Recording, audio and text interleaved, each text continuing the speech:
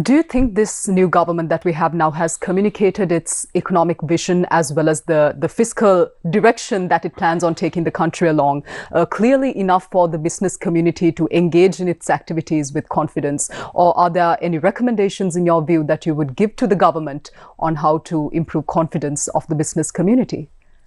I would recommend that having a plan beyond the IMF program. So at the moment, government is pretty much sticking to the IMF program, which is a good thing.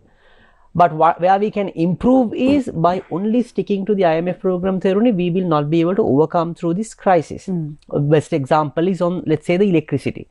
Electricity, what IMF has recommended is a cost reflective pricing. Okay, the cost goes up, the price goes up.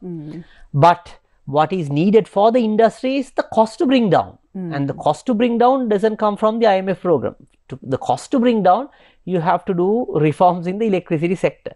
And that's where some of my worries comes in, that on some of the amendments that has planned to be brought into the Electricity Act may restrict us from opening up for private capital.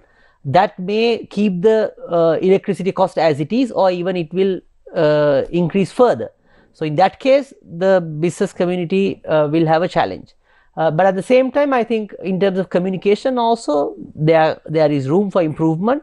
But as I mentioned, with the IMF program and with the rest of the commitments, we are pretty much okay. And even on the tariff negotiations, we managed to, compare to other countries, we took a quite a aggressive, like a very how shall I say, enthusiastic approach. But it's important that we do not reverse some of the things that we have done.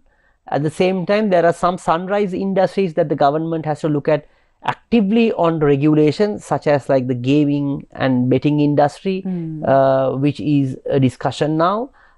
So government can basically increase their revenue by being a better regulator, rather than trying to compete in the business. And they can communicate the same for the private sector, because they are the one who do businesses. So then you can provide confidence to them, and that's where we need to move if we are serious about our growth numbers.